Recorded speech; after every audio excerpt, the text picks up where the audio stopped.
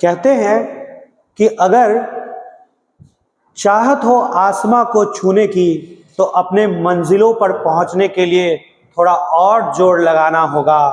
अरे चाह तो लेते हैं सभी लोग कि सफलता मिल ही जाए एक दिन, पर इसके लिए आपको अपनी कोशिशों को बहुत ज़्यादा बढ़ाना होगा। जी हाँ, अगर आपको सफलता प्राप्त करना है तो आपको लगातार बिल्कुल अच्छे तरीके से कंटिन्यूअसली दिन रात मेहनत नहीं, आप दिन रात तो नहीं कर सकते हो, लेकिन हाँ मेहनत आपको जरूर कंटिन्यूअसली लगातार एक लिमिटेड आवर तो करना ही होगा। तो चलिए हम लोग भी मेहनत करते हैं आपके साथ, क्योंकि आपके लगन से, आपके मेहनत से आप लोग वीडियो को बार बार देखते हैं, पढ़ते हैं, तो हम लोग को भी मोटिवेशन आप लोगों से मिलता है। तो आज भी एक नए सेशन की शुरुआत करते हैं स्टैटिक जीके का। ये सेशन नंबर आपका 58, जिसमें सालोमेस आपको बहुत सारी प्रश्नों को बताएंगी विद एक्स्ट्रा फैक्ट्स के साथ। तो चलिए एक इंपॉर्टेंट सेशन की शुरुआत करते हैं मिस के साथ। तो चलिए शुरू करते हैं आज का सेशन नंबर 58 और आते हैं क्वेश्चन नंबर फर्स्ट पर।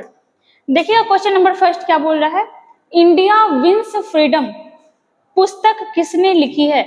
सवाल ये बोल रहा है कि इंडिया विंस फ्रीडम नामक पुस्तक जो है ये कौन लिखा है। तो ये लिखे हैं भारत के पहले शिक्षा मंत्री मौलाना अबुल कलाम आजाद। आप कंफ्यूज नहीं होइएगा, ये भारत के पहले शिक्षा मंत्री रहे थे और एक और ऐसे व्यक्ति थे जिनके नाम में अबुल कलाम आजाद जुड़ा हुआ था, APJ अब्दुल कलाम आजाद। वो बहुत बाद के इंसान थे और ये बहुत पहले के थे, हमारे स्वतंत्रता आंदोलन में भाग लिए थे।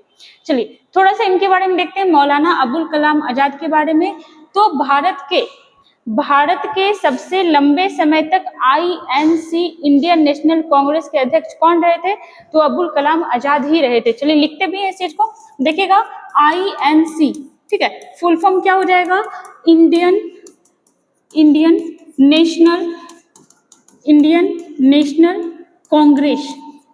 नेशनल कांग्रेस के सबसे लंबे समय तक अध्यक्ष कौन रहे थे, तो यही रहे थे अबुल कलाम आजाद। ठीक है, कब से कब तक रहे थे, 1940 से लेकर के 1945 के बीच में रहे थे। एक चीज आप और कह सकते हो कि मौलाना अबुल कलाम आजाद INC के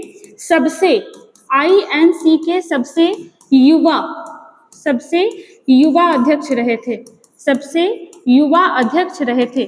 ठीक है, हम लोग को पता है कि भारत में पहला चुनाव कब हुआ था, 1951-52 में, है ना। 1951-52 में भारत का पहला चुनाव हुआ था लोकसभा, और 1952 में ये सांसद चुने गए। 1952 में क्या चुने गए, सांसद। और सांसद चुने जाने के बाद भारत के पहले शिक्षा मंत्री बने। आप ये बताइएगा कि भारत के वर्तमान शिक्षा मंत्री कौन है, आप ये बताइएगा। ठीक है, दूसरा देखिएगा और भी इनके बारे में, तो ये हो गया आपका दूसरा। यहाँ पे इनके बुक के बारे में बोला गया है, तो इंडिया विंस फ्रीडम, मतलब आपका इंडिया ने फ्रीडम को जीत लिया, कैसे पाया, ये सब चीज के बारे में यहाँ पे चर्चा किया गया है। वहीं बात करें, देखो कुछ और भी यहाँ पे नेता का नाम दिया गया है जो बहुत ही इंपॉर्टेंट है, जैसे महात्मा गांधी। इन्होंने कौन से पुस्तक लिखे थे, तो बहुत सारा पत्रिका और पुस्तक इन्होंने लिखा था, जिसमें एक था सत्य के साथ मेरे प्रयोग, सत्य के साथ मेरे प्रयोग, एक बुक तो इन्होंने ये लिखा था। एक और कौन था, तो ये था मेरे सपनों का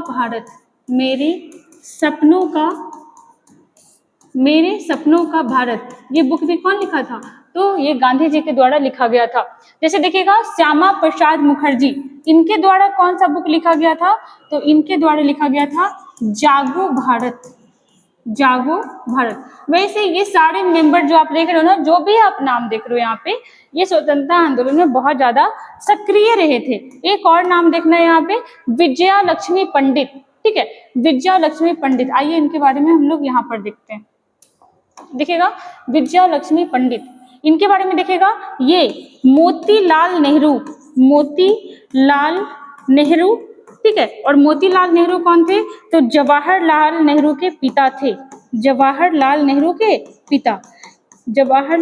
के पिता। सुनिएगा फिर से, विजया लक्ष्मी पंडित जो थी, ये मोतीलाल नेहरू की कौन थी, पुत्री, और विजया लक्ष्मी पंडित जो थी ये जवाहरलाल नेहरू की कौन थी? बहन। फिर से एक बार सुनिएगा, विजया लक्ष्मी पंडित मोतीलाल नेहरू की बेटी और जवाहरलाल नेहरू की बहन थी। इन्होंने भी स्वतंत्रता आंदोलन में भाग लिया था और एक पुस्तक की रचना की थी। कौन सा पुस्तक था? तो वो था आपका जेल के दिन। ठीक है, चूंकि इन्होंने जेल में बहुत समय बिताए थे, ये सारे लोग जो देख रहे हो ये सारे लोग जेल में समय बिताए थे और उसमें कुछ कुछ बुक्स का निर्माण किया था, वो सब बहुत प्रसिद्ध रहे थे। और क्वेश्चन बनते हैं यहाँ से। आते हैं क्वेश्चन नंबर 2 पर। देखिएगा, चेंचस, बहुत अजीब सा नाम लग रहा है, अंग्रेज नाम लग रहा है। चेंचस अनुसूची जनजाति भारत के किस राज्य से संबंधित है? तो देखिएगा, ये चेंचस क्या है? ये अनुसूची जनजाति, ये आपका कहाँ कहाँ पाई जाती है? तो ये पाई जाती है आंध्र प्रदेश में। आंध्र प्रदेश राज्य से ही कौन सा राज्य अलग हुआ है? तो इसी से अलग हुआ है तेलंगाना। ठीक है, और भी राज्य आप याद रखिएगा, जैसे कर्नाटक। ठीक है, कर्नाटक, एक नाम और याद रखिएगा, उड़ीसा। ये सारे स्टेट में, ठीक है, कौन सा ट्राइब पाया जाता है? तो चेंचस। ठीक है, चेंचस जाति।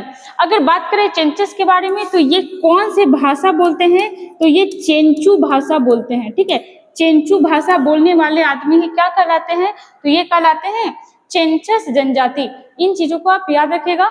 दूसरा, अगर हम लोग एक और जाति बड़ा इंपॉर्टेंट है, उनका नाम देखिएगा, एक आता है आपका कौन सा जनजाति? थारू। ठीक है, थारू के बारे में एक विशेष चीज क्या है? एक हमारा फेस्टिवल होता है, प्रकाश का फेस्टिवल, नाम क्या है उसका? दिवाली। तो दिवाली फेस्टिवल को सवाल बनता है कि कौन सा जनजाति जो है दिवाली को शोक के रूप में मनाती है? तो इसको याद रखिएगा, जो थारू जनजाति है वो दिवाली को शोक के रूप में मनाती है। दिवाली को शोक के रूप में मनाती है, इस चीज को याद रखिएगा। देखो यहाँ पे बात आया है, आंसर क्या होगा? देखो, पश्चिम बंगाल, तेलंगाना, नागालैंड एंड कर्नाटका। हम लोग 4 राज्य का नाम लिखे हैं, उसमें से एक अपने यहाँ पे मिल रहा है तेलंगाना। चलो तेलंगाना के बारे में थोड़ा सा देखते हैं। आपसे सवाल करेगा, ध्यान से सुनिएगा, आपसे सवाल करेगा कि भारत का सबसे नया राज्य कौन सा है? नया कहने का मतलब है कि अभी 2024 चल रहा है, तो इस दरमियान मतलब लगभग में कौन सा नया राज्य का निर्माण हुआ है? तेलंगाना का। कब निर्माण हुआ है? तो 2 जून 2014 को। 2 जून 2014 को किस राज्य से अलग होकर? तो आंध्र प्रदेश से अलग होकर किस राज्य का निर्माण हुआ? तेलंगाना का। ठीक है, 2 जून 2014 को। यह भारत का कितने नंबर का राज्य बना था? यह भारत का कितने नंबर का राज्य बना था? 29वें नंबर का। अगर आपसे सवाल आता है कि भारत में कितने राज्य हैं? तो 28। कितने राज्य हैं? 28। तो आप ये बताओ कि ये 29वें नंबर का राज्य कैसे बन गया? जब भारत में 28 ही राज्य हैं तो 29वें नंबर का ये राज्य कैसे बन गया? तो देखो कैसे बना। पहले आपका जम्मू कश्मीर को भी राज्य का दर्जा मिला हुआ था, आगे जाकर के 31 अक्टूबर 2019 में क्या किया गया? जम्मू कश्मीर से राज्य का दर्जा वापस ले लिया गया और इसी वजह से एक राज्य कम हो गया और ये 29वें नंबर का राज्य था। लेकिन फिलहाल भारत में 28 राज्य ही हैं, इस चीज को याद रखिएगा।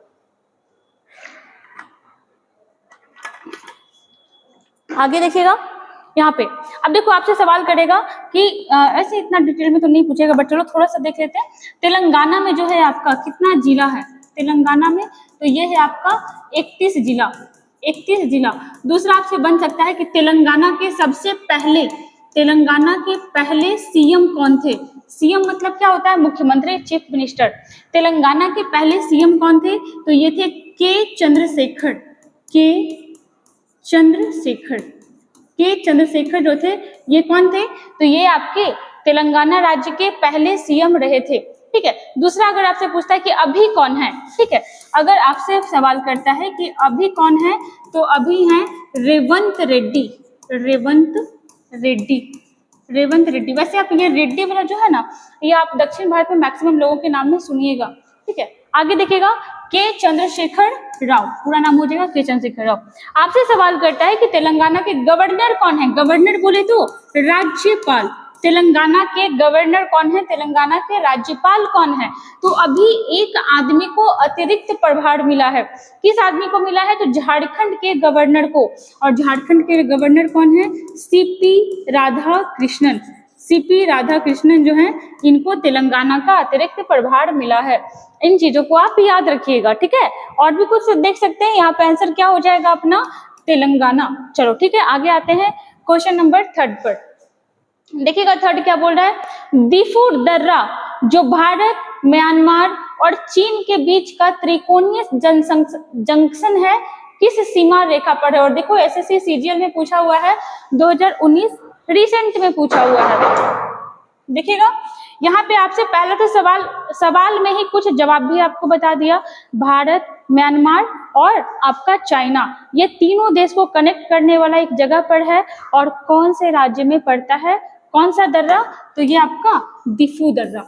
दिफू दर्रा, ठीक है। तो आप याद रखिएगा कि चाइना से एक अच्छा खासा सीमा साझा करता है अपना कौन सा राज्य।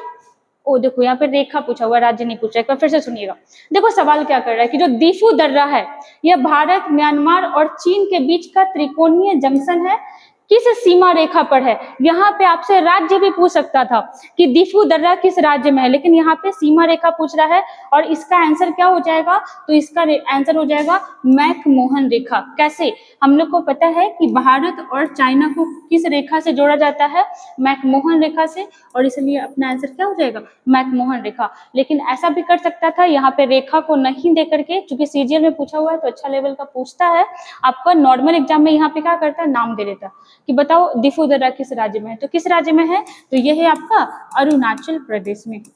अरुणाचल प्रदेश। अरुणाचल प्रदेश के बारे में अगर बात करें तो पूर्वोत्तर भारत का क्षेत्रफल की दृष्टि से सबसे बड़ा राज्य कौन सा है, अरुणाचल प्रदेश। वैसे अगर देखें तो आपका अरुणाचल प्रदेश में और भी कुछ दर्रे हैं, जैसे में एक हो जाएगा आपका यांगयाप दर्रा। यांगयाप दर्रा ये कहाँ है, तो ये है आपका अरुणाचल प्रदेश। नाम पूछ लेता है इन लोग का, इसलिए आपको याद रखना जरूरी है। बोमडिला दर्रा, ठीक है, बोमडिला दर्रा हो जाएगा। दूसरा आपका एक सेला सुरंग अभी अरुणाचल प्रदेश में बना है, बड़ा ही प्रसिद्ध रहा है। एक और दर्रा हो जाएगा और इसका नाम क्या है, दिहांग दर्रा, ठीक है। दिहांग दर्रा इंपॉर्टेंट है, आप याद रखिएगा। बात आया है अरुणाचल प्रदेश के बारे में, तो पहले ही आपको हम बताए कि पूर्वोत्तर भारत का क्षेत्रफल की दृष्टि से सबसे बड़ा राज्य अरुणाचल प्रदेश है। भारत का सबसे पूर्वी राज्य कौन सा है, तो ये आपका अरुणाचल प्रदेश है। प्रॉपर अगर आपसे नाम पूछ लेगा तो कौन सा एरिया होगा, तो ये हो जाएगा आपका किबिथु, ठीक है। अरुणाचल प्रदेश का प्रॉपर किबिथु एरिया जो है, ये आपका अरुणाचल प्रदेश का सबसे कोना वाला एरिया, ठीक है। दूसरा देखिएगा अरुणाचल प्रदेश की राजधानी, तो ये हो जाएगा ईटानगर। यहाँ के सीएम कौन है, तो यहाँ के सीएम है कौन, पेमा खांडू, ठीक है, पेमा खांडू। और लंबे समय से यहाँ ये सीएम रहे हैं, पेमा खांडू, ठीक है। यहाँ के गवर्नर मतलब राज्यपाल कौन है, तो ये हैं कैवल्य, बहुत बड़ा सा नाम है, कैवल्य त्रिविक्रम पटनायक, ठीक है, कैवल्य त्रिविक्रम पटनायक। इन चीजों को आप याद रखिएगा। आंसर क्या हो जाएगा, option number C. Question number 4 पर देखिएगा, सूर्य शास्त्रीय नृत्य महोत्सव में प्रत्येक वर्ष 10 दिनों के लिए आयोजित किया जाता है। क्या बोल रहा है, सूर्य शास्त्रीय नृत्य महोत्सव में प्रत्येक वर्ष 10 दिनों के लिए आयोजित किया जाता है। देखो क्वेश्चन क्या बोलना चाह रहा है, क्वेश्चन ये बोल रहा है कि सूर्य शास्त्रीय नृत्य प्रत्येक वर्ष 10 दिनों के लिए कहाँ आयोजित किया जाता है, तो ये आयोजित किया जाता है तिरुवनंतपुरम में, ठीक है। कहाँ, तिरुवनंतपुरम में। तिरुवनंतपुरम बहुत जगह आपको त्रिवेंद्रम भी लिखा हुआ मिल सकता है, त्रिवेंद्रम। ये तिरुवनंतपुरम है क्या, तो ये आपका केरल की राजधानी है, केरल की राजधानी है तिरुवनंतपुरम, जहाँ सूर्य शास्त्रीय नृत्य 10 दिनों के लिए मनाया जाता है। अगर बात करें केरल के बारे में, तो देखिएगा यहाँ की भाषा कौन सी है, तो यहाँ की भाषा है मलयालम, ठीक है। यहाँ का जो रीजनल लैंग्वेज है ये है आपका क्या है, ये है आपका मलयालम। एक सेकेंड,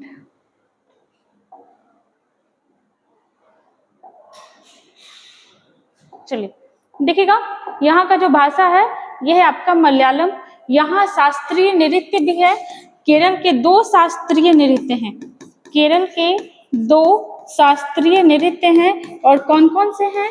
तो ये हो जाएगा आपका कथकली और एक होगा आपका कथकली और एक होगा आपका मोहिनी अट्टम। मोहिनी अट्टम, ठीक है, ये आपका शास्त्रीय नृत्य है। केरल के सीएम कौन है? तो केरल के सीएम है पिनरई विजयन। पिनरई विजयन, ठीक है। केरल के गवर्नर कौन है? तो केरल के गवर्नर हो जाएंगे आरिफ मोहम्मद खान। आरिफ मोहम्मद खान, आरिफ मोहम्मद खान, ये हो जाएंगे केरल के गवर्नर। केरल बहुत विकसित राज्य है। कल वाले वीडियो में भी हम लोग देखे थे कि केरल में शिक्षित लोग सबसे ज्यादा हैं पूरे भारत में। वहाँ महिला भी बहुत साक्षर मिलेंगी और पुरुष भी आपको वहाँ पे बहुत ज्यादातर साक्षर ही मिलेंगे। बहुत सारे यहाँ पे काम भी हुए। अगर आपसे सवाल करता है कि दक्षिण भारत की सर्वोच्च चोटी, दक्षिण भारत की सर्वोच्च चोटी, सर्वोच्च चोटी करने का मतलब है पर्वत चोटी। दक्षिण भारत की सर्वोच्च चोटी कौन सी है? दक्षिण भारत की सर्वोच्च चोटी, तो ये हो जाएगा, इसका नाम देखिएगा अनाई मुडी, ठीक है। क्या नाम हो जाएगा? अनाई मुडी। जैसे हम लोग को पता है ना कि विश्व की सर्वोच्च चोटी कौन सी है? चोटी क्या होता है? ऐसे आपका पर्वत श्रृंखला है, उसी में से एक पहाड़ ऊंचा होता है, इसी को हम लोग क्या बोलते हैं? सर्वोच्च चोटी। तो ये है अनाई मुडी और इसकी ऊंचाई कितनी है? 2695 मीटर। 2695 मीटर। वैसे अनाई मुडी किस राज्य में स्थित है? तो ये है आपका केरल में। केरल में, ठीक है। कहाँ स्थित है? केरल में। अनाई मुडी का मतलब क्या होता है? तो इसका मतलब होता है हाथी की सिर, ठीक है।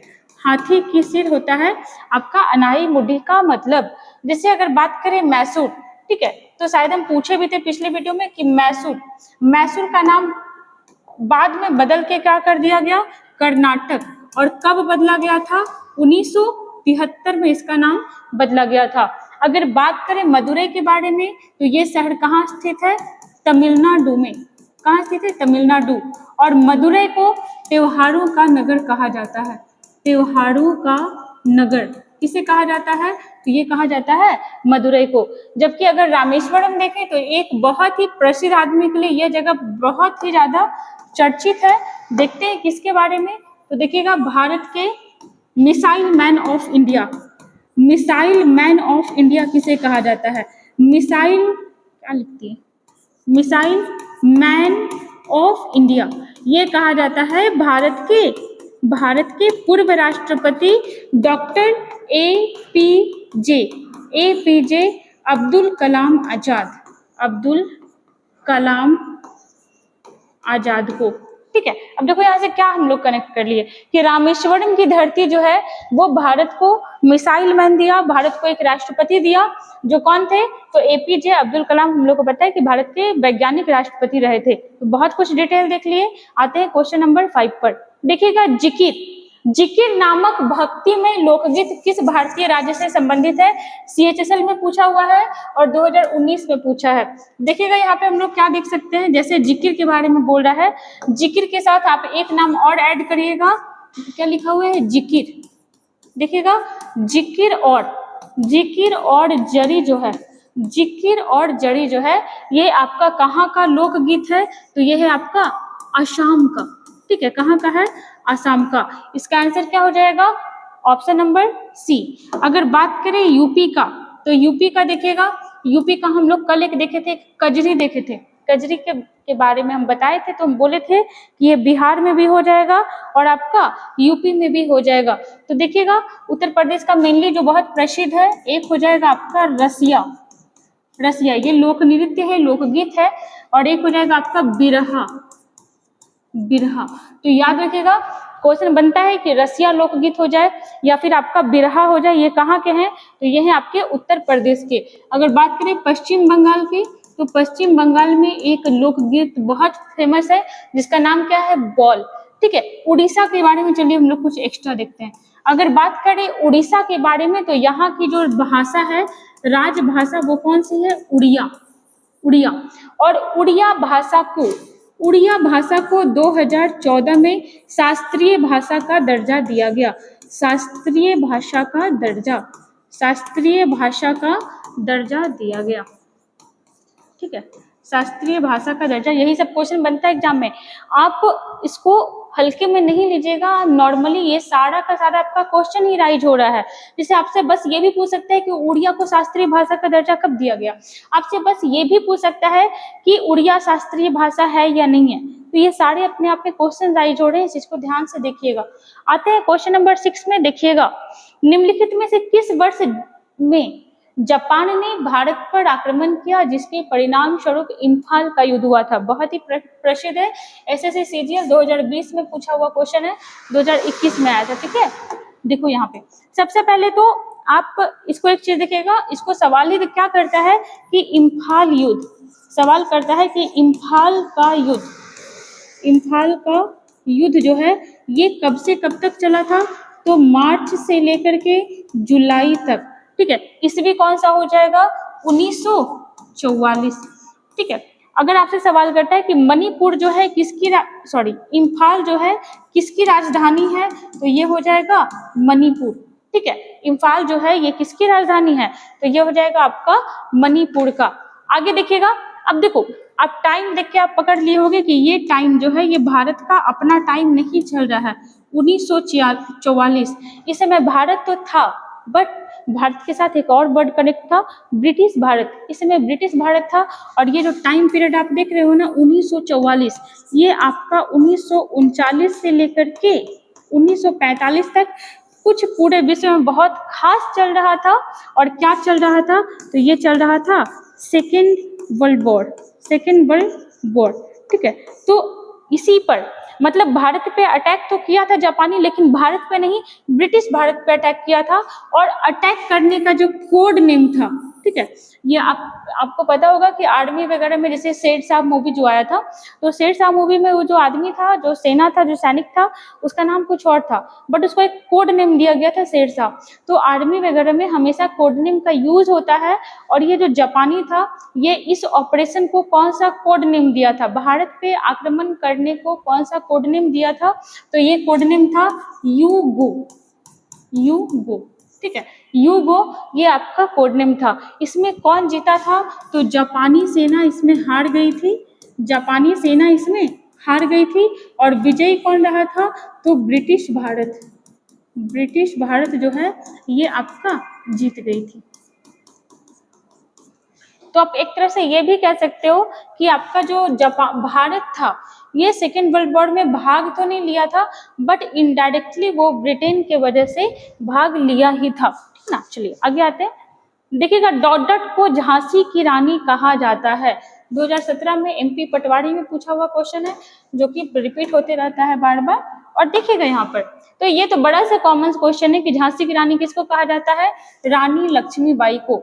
अगर बात करें रानी लक्ष्मीबाई के बारे में, तो इन्होंने अपने साम्राज्य को बचाने के लिए, भारत को स्वतंत्रता दिलाने के लिए किससे, तो अंग्रेजों से काफी संघर्ष किया था। अंग्रेजों ने एक कानून लाया था, डॉक्ट्रिन ऑफ लैप्स। ठीक है, हड़प की नीति, ध्यान से सुनिएगा, अंग्रेजों ने एक कानून लाया था, डॉक्ट्रिन ऑफ लैप्स, हड़प की नीति। इसके तहत क्या था, इसके तहत ये था कि अगर किसी राजा का अपना बेटा नहीं रहेगा, अपना संतान नहीं रहेगा, तो वो किसी को भी अगर गोद लेता है, तो उस गोद लिए बच्चे को उस राजा का वारिस नहीं माना जाएगा, उस राजा का उत्तराधिकारी नहीं माना जाएगा। कहने का मतलब कि अगर राजा की मृत्यु होती है, तो वह साम्राज्य जो है किसके हाथों में चला जाएगा, तो अंग्रेज के हाथों में चला जाएगा।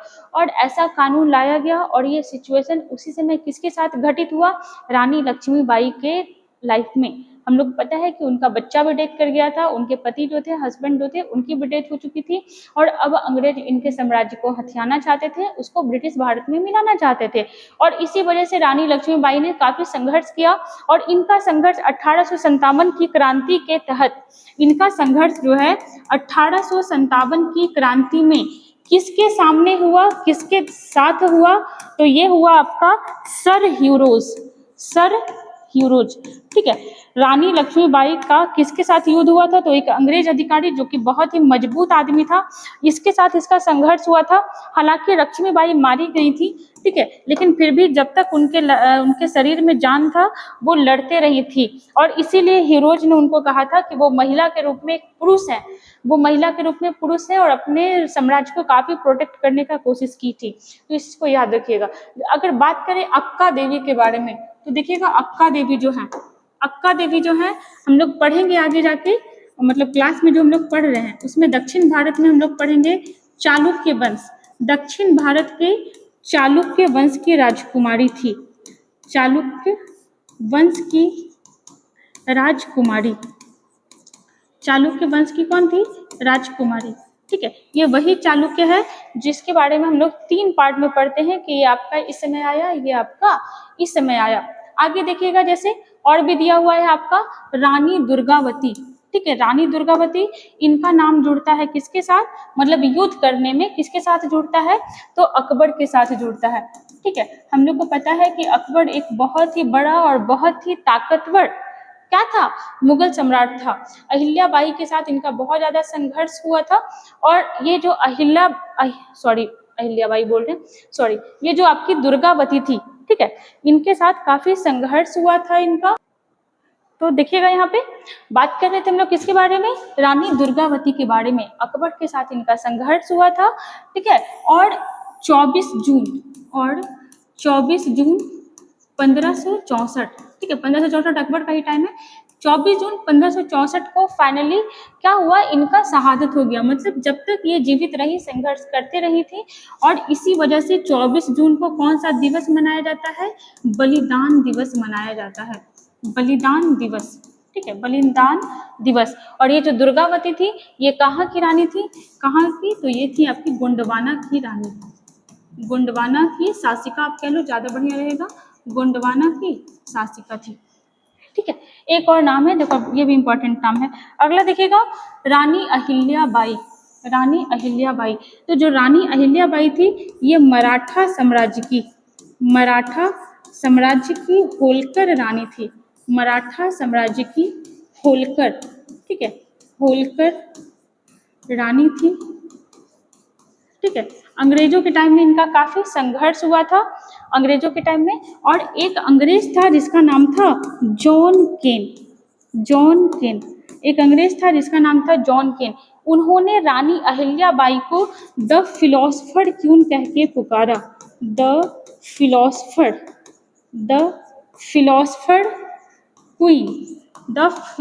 क्वीन कह के पुकारा। ठीक है, चलिए आते हैं क्वेश्चन नंबर 8 में। देखिएगा, अकबर के शासन काल में सर्वोच्च सोने का सिक्का कौन सा था? फिर से अकबर से रिलेटेड क्वेश्चन आया है। देखिएगा यहाँ पे अगर बात करें तो अकबर जो था, ये वित्तीय सुधार, भूमि सुधार, राजस्व सुधार में कई शासकों को फॉलो कर रहा था। उनमें से एक आपका शेर शाह था, जो कि सूर वंश का संस्थापक था, एक अफगान शासक था, अपने बिहार में बसा हुआ था। एक और शासक था अलाउद्दीन खिलजी, उनके बहुत सारे कार्यों को अकबर अपनाया था, और इसमें उनका साथ कौन दे रहा था? राजा टोडरमल। अब देखिएगा अकबर के बारे में, तो अकबर जो था, ये धार्मिक रूप से सहिष्णु बनने का काफी प्रयास किया था, और काफी हद तक बना भी था। ये सारे धर्मों को जोड़ के चलना चाहता था, मतलब सुलह एक कुल की नीति ये अपना रहा था। और सुलह एक कुल की नीति अकबर को कौन सिखाया था? तो उसका गुरु सिखाया था, और अकबर के गुरु का नाम क्या था? अब्दुल लतीफ। इस चीज को आप याद रखिएगा। यहाँ पे देखिएगा, अकबर ने शेर शाह के तरह कौन सा सिक्का, एक चीज और उसके पहले आएगा, शेर शाह के पहले अकबर ने राम सीता प्रकार के सिक्के चलाए थे, राम सीता। ठीक है, सीता इधर से होगा, राम सीता प्रकार के सिक्के चलाए थे, राम सीता प्रकार के सिक्के चलाए थे। इससे क्या हुआ था कि हिंदू लोग बहुत खुश हो गया था कि मुस्लिम शासक है, उसके बाद क्या कर रहा है, तो हमारे भगवान का ये सिक्का चला रहा है, तो लोग बहुत खुश हुए थे। दूसरा, ये आपका चांदी का भी सिक्का चलाया था। सबसे पहले शेर शाह जो था, ये चांदी का सिक्का चलाया था, और उसको कौन सा नाम दिया था? उसको नाम दिया था रुपया का। तो याद रखिएगा कि राम सीता प्रकार का सिक्का चलाया पहले तो। दूसरा, चांदी जो चांदी के मेटल का जो सिक्का बना हुआ था उसको क्या नाम दिया गया था? रुपया। ठीक है। और जो तांबा के मेटल का जो सिक्का बना हुआ था इसको क्या नाम दिया गया था? इसको नाम दिया गया था दाम। ठीक है, तो याद रखिएगा कि चांदी, एक चीज और, सोना का भी सिक्का था। ठीक है, सोना का जो सिक्का था इसको क्या नाम दिया गया था? इलाही। इसको क्या नाम दिया था? इलाही। और देखिएगा सोना में भी जो सबसे बड़ा सोना का सिक्का था, जो सबसे बड़ा सोना का सिक्का था उसको क्या नाम दिया गया था? उसको नाम दिया गया था संसब, या इसी को कहा जाता था शहंशाह। बहुत गर्मी हो रहा है। संसब या शहंशाह। तो पहले तो आप इतने सारे सिक्कों को याद रखिएगा। दूसरा, कभी कभी क्या करता है ना कि इसमें रेशियो पूछता है। ठीक है, रेशियो पूछता है, कंपेयर करता है। क्या बोलता है कि अगर हम आपको बोल रहे हैं 1 रुपया, इस समय जो 1 रुपया है, तो रुपया किसका बना हुआ है? हम लोग को पता है सिल्वर का, चांदी का। अगर सवाल करता है कि अकबर के समय में 1 रुपया कितने दाम के बराबर होता था, तो ये होता था 40 दाम के बराबर। मतलब, और दाम किस चीज का बना हुआ था? तो ये बना हुआ था कॉपर का। मतलब ये होता है ना, जैसे आदमी मापता है कि किसका देश कितना डेवलप है, तो ये मापा जाता है सिक्का पे।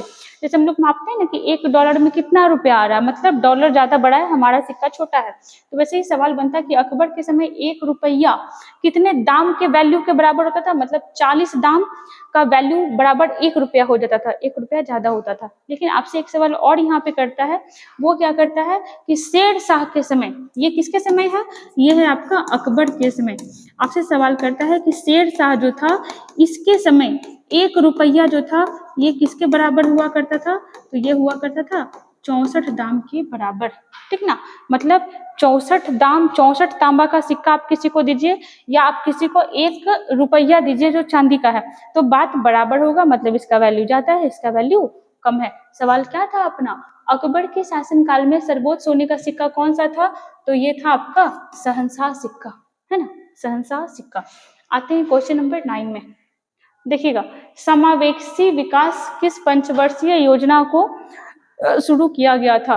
तो देखिएगा सबसे पहले तो कि जो आपका पंचवर्षीय योजना है ये क्या था? तो पहली बार जब भारत के प्रधानमंत्री बनकर के कौन आए थे? तो भारत के पहले प्रधानमंत्री थे जवाहरलाल नेहरू। उनके द्वारा एक योजना आयोग का स्थापना किया गया था। और उसका स्थापना कब हुआ था? तो उसका स्थापना हुआ था, योजना आयोग का स्थापना 15 मार्च 1950। ठीक है, किसका स्थापना हुआ था? योजना आयोग का। योजना आयोग का काम क्या था? तो योजना आयोग का काम था कि जो भी सरकार आता है 5 साल के लिए सरकार आता है, तो ये योजना पहले ही आपका 5 साल का डेटा बनाएगा कि आने वाला सरकार कौन कौन सा काम करेगा, उसके पास क्या क्या चुनौती होगा। लेकिन जब मोदी जी का सरकार आया तो 17 अगस्त 2014 को योजना आयोग खत्म कर दिया गया और इसके जगह पर एक नए आयोग का निर्माण किया गया। वो आप बताइएगा कि कौन से आयोग का निर्माण किया गया था। ठीक है, योजना आयोग के अंतर्गत पंचवर्षीय योजना लाया जाता था।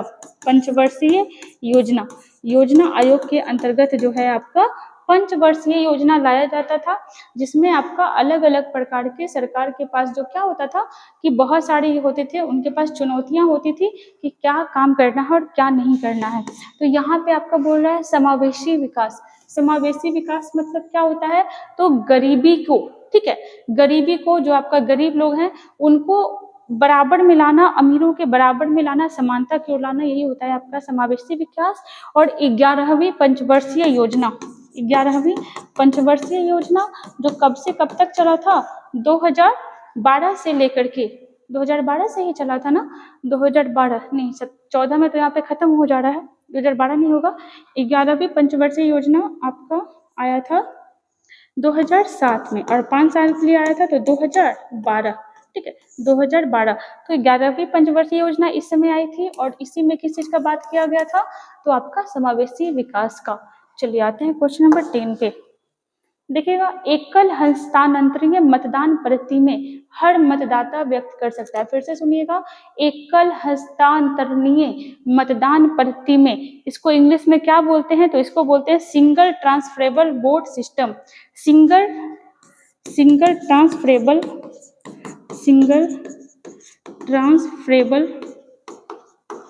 Vote system. सिस्टम, ठीक है। इसी को कुछ और भी कहा जाता है, इसको हेयर पद्धति भी कहा जाता है, इसको हेयर पद्धति भी कहा जाता है। ये किसके चुनाव में, तो राष्ट्रपति का चुनाव हुआ, उपराष्ट्रपति का चुनाव हुआ, उस सब में आपका इस पद्धति का प्रयोग होता है।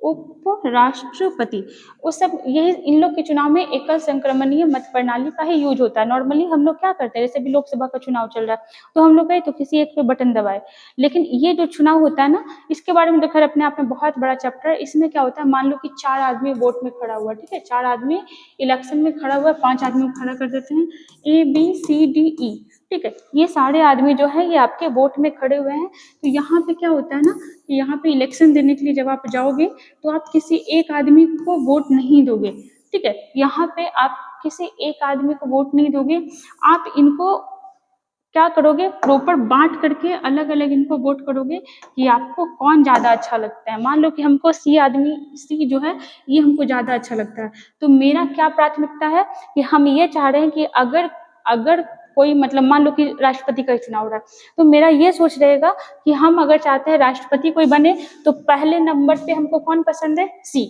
लेकिन अगर कुछ ऐसा सिचुएशन हुआ, मान लो सी को ज्यादा वोट नहीं मिला, तो मेरा दूसरा प्रेफरेंस कौन रहेगा, तो मान लो हमको दूसरे नंबर पे ई अच्छा लगता है। मतलब अगर ये बना तो बना, नहीं बना तो फिर सेकंड में हमको वो नहीं होता, एक लाइन बोला जाता है, तुम नहीं तो कोई और सही, कोई और नहीं तो कोई और सही, वही चीज यहाँ पे हो रहा है, ये नहीं तो कोई और सही। और अगर दूसरे नंबर पे ये नहीं आता है तो तीसरे नंबर पे चलो ये आ जाना चाहिए, बी नंबर पे चलो तीसरे नंबर पे ये नहीं आता तो चौथे नंबर पे ये, और हमको बी एकदम नहीं पसंद है, कोई कर्म का नहीं लगता है, लेकिन फिर भी हमको चुनना ही पड़ेगा, इसलिए हम इसको क्या कर दिए, 5 नंबर पे रख दिए। और जितने भी आदमी वोट करेंगे ना, वो सारे इसी सिस्टम ढंग से वोट करेंगे, ऐसे होता है। फिर जिसको सबसे ज्यादा वोट मिलेगा, मान लो कि 1 नंबर पे किसी को मेजोरिटी में नहीं मिला, 2 ही नंबर पे किसी को ज्यादा मेजोरिटी में मिला, तो उसको चुन लिया जाएगा कि हाँ भाई आप ही चुने जाओगे। राष्ट्रपति का उपराष्ट्रपति का चुनाव क्या होता है, ऐसे ही होता है। आप बताओ कि नॉर्मली लोकसभा का, विधानसभा का, मुखिया का, सारा का चुनाव अगर ऐसे कराया जाएगा तो कितना मुश्किल होगा। यहाँ लोग को एक ईवीएम बटन दबाने नहीं आता कि कैसे बटन दबाना, कैसे किसको वोट देना, तो ये वाला तो बड़ा ही दिक्कत होगा। दूसरा आप याद रखना कि ये जो चुनाव होता है ना, ये बैलेट पेपर पे होता है, बैलेट पेपर पे होता है। दूसरा गुप्त मतदान होता है, गुप्त मतदान होता है, ठीक है, तो ये ऐसे होता है। तो सवाल क्या था, एकल हस्तांतरणीय मतदान पद्धति में हर मतदाता व्यक्त कर सकता है, तो क्या हो जाएगा, केवल 2 विकल्प, नहीं केवल 1 विकल्प, बिल्कुल नहीं। भरे जाने वाले पदों में से एक कम विकल्प, जी नहीं, देखो हमको बी बिल्कुल नहीं पसंद था, फिर भी हमको चुनना ही पड़ गया 5वें नंबर पे, तो उतने विकल्प जितने चुनाव में प्रत्याशी हैं, तो क्या हो जाएगा इसका ऑप्शन नंबर डी, ठीक है। चलिए आगे आते हैं, देखिएगा क्वेश्चन नंबर नेक्स्ट। अच्छा क्वेश्चन खत्म हो गया। यहाँ पे देखिएगा हम आपको कमेंट दिखा रहे हैं, कुछ बच्चे ऐसे हैं जो रेगुलर हमारे साथ जुड़े रहते हैं, हम ही रेगुलर नहीं हो पाते, कुछ ऐसा इशू हो जाता है कोचिंग की वजह से, लेकिन आप रेगुलर हमारे साथ जुड़े रहिए, आप जुड़े रहिएगा तो हम भी आपसे जुड़े हुए रहेंगे। और हाँ, जो क्वेश्चन आपसे पूछा जाता है आप कोशिश करिए उसका जवाब देने का, जानबूझ के पूछा जाता है कि उसी बहाने आप जो अपना उंगली रील्स पे यूज करते हैं उसको कम से कम कुछ सर्च करने में यूज करिएगा, और सर्च करिएगा, उसको देखिएगा, टाइप करिएगा, तो उतना देर में आपको याद हो जाएगा। तो रुकिए हम आपको उसका कमेंट दिखा रहे हैं, 1 सेकेंड देखिएगा। यहाँ पे कोई है, वैसे इनका नाम और फोटो तो शो नहीं कर रहा है, बट ये सारे क्वेश्चन का कोशिश करते हैं जवाब देने का। जैसे देखिएगा एक सवाल हम किए थे कि बिहार दिवस कब मनाया जाता है, तो ये तो 22 मार्च को पता है, 1912 में बिहार अलग हुआ था।